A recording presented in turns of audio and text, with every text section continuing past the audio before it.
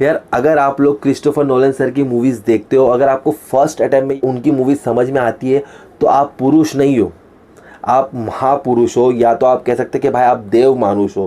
क्योंकि उनकी मूवी मुझे पर्सनली फर्स्ट अटेम्प्ट में समझ में नहीं आती है, मुझे 2 से 3 बार देखना पड़ता है। और मैंने टेनेंट मूवी को 2 बार देखा और अभी मैं रिव्यू करने जा रहा हूँ इस मूवी का।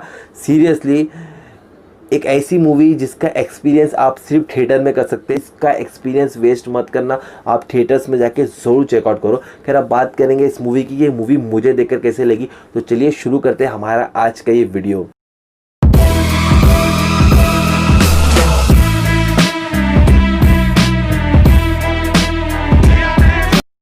तो यार ये एक स्पॉइलर फ्री रिव्यू है, तो इसलिए टेंशन लेने की ज़रूरत नहीं है। बस मैं आपको उतना ही बताऊंगा जितना आप लोगों को जानना चाहिए। मूवी की ओवरऑल लेंथ सिर्फ 2.5 घंटे की और ये हिंदी में भी रिलीज़ हुई है। अब बात करेंगे इस मूवी के प्लॉट की। तो कहानी शुरू होती है जॉन डेविड वॉशिंगटन के कैरेक्टर द प्रोटैगनिस्ट है, जो कि एक सीक्रेट एजेंट है। अब इनका मिशन यही है कि फ्यूचर में होने वाले वर्ल्ड वॉर 3 को इनको पास्ट में किसी भी हाल में रोकना है। क्योंकि फ्यूचर के कुछ लोगों ने एक ऐसी टेक्नोलॉजी बनाई है जिससे वो रिवर्स टाइम ट्रेवलिंग कर सकते हैं और उसी से वो लोग पास्ट में आके वर्ल्ड वॉर की सिचुएशन क्रिएट करना चाहते हैं। तो अब किसी भी हाल में द प्रोटैगनिस्ट को ये सारी चीज़ों को रोकना है। और साथ साथ यहाँ पर रॉबर्ट पैटिंसन के कैरेक्टर नील की एंट्री कैसे होती है और कैसे वो द प्रोटैगनिस्ट को असिस्ट करते हैं, ये सब कुछ जानने के लिए आपको देखनी पड़ेगी ये मूवी।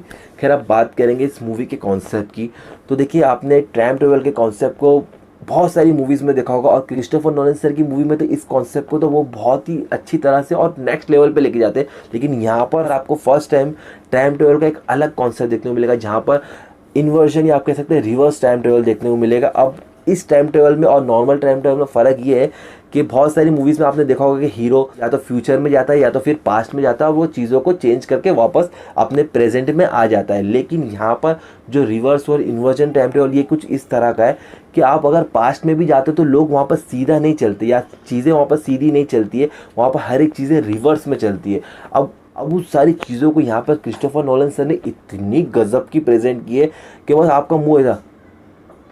और ये चीज़ मेरे साथ हो रही थी पूरी मूवी के दौरान और स्पेशली सेकेंड हाफ में जब ये सारी चीज़ें हो रही थी, तब बस मेरा मुंह ऐसा।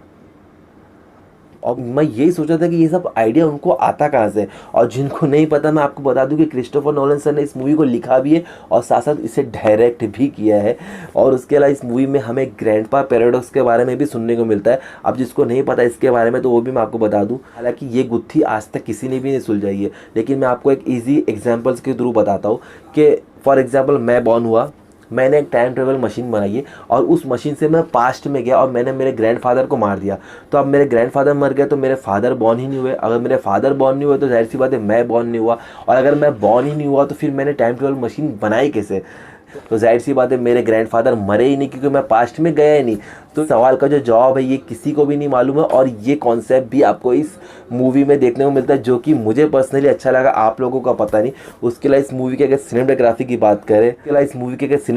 बात करें तो फर्स्ट हाफ में जो जो चीज़ें हमें बताई है वो हमें समझ में नहीं आती, हमारे सर के ऊपर से जाती है। लेकिन जो सेकेंड हाफ आता है इसका, अब वहाँ पर जो जो चीज़ें बताई है फिर उसके बाद हाँ यार वो सीन इस तरह से था। तो वो सारी चीज़ों को देखकर सिनेमेटोग्राफी की जितनी तारीफ कर उतनी कम है। उसके अलावा एरोप्लेन का एक सीन है जो मतलब रियल एरोप्लेन है, और वो सीन तो इतना गजब का लगा मुझे कि मैं यहाँ पर आपको बता भी नहीं सकता। और जिस तरह से उन्होंने उस पूरे सीन को शूट किया, उसके अलावा इस मूवी में जो VFX के सीन्स हैं, जिस तरह से उन्होंने रिवर्स टाइम ट्रेवल को बताया है, नो वर्ड्स, स्पीचलेस।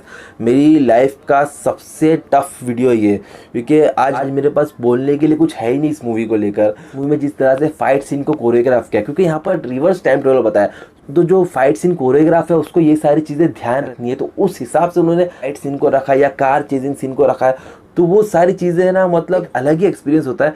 और जब आप इस मूवी को थिएटर में देखो, स्पेशली इसका क्लाइमेक्स जहाँ पर जो वॉर वाली सिचुएशन बताई है यार, वो अनबिलीवेबल था यार, पैसा वसूल है ये मूवी। उसके अलावा इस मूवी की अगर BGM की बात करूँ तो यार सच बताओ, अगर रियल एक्सपीरियंस लेना तो थिएटर में जाओ इसके BGM का। इसके अलावा अगर एक्टर्स के परफॉर्मेंस की बात करें तो यार जॉन डेविड वॉशिंगटन उनका मेन रोल है इस पूरी मूवी में, उन्होंने बहुत ही बढ़िया काम किया। और रॉबर्ट पैटिंसन की बात करो तो उनका सपोर्टिंग रोल है, यहाँ पर मेन रोल नहीं है, मगर उन्होंने भी अपने रोल को बहुत ही अच्छी तरह से निभाया। और अगर डिम्पल कपाड़िया की बात करो तो उनका एज अ गेस्ट अपीयरेंस आप लोग कह सकते हो, उनका इतना काम नहीं है, लेकिन उनका जो कैरेक्टर है वो मेन कैरेक्टर है। उसके अलावा यहाँ पर कुछ और भी एक्टर्स देखने को मिलते हैं जिनका इक्वली इंपॉर्टेंट रोल है, मगर जॉन डेविड वॉशिंगटन ने बहुत ही शानदार काम किया इस पूरी मूवी में, और उनको एकदम परफेक्ट कास्ट किया इस पर्टिकुलर रोल के लिए।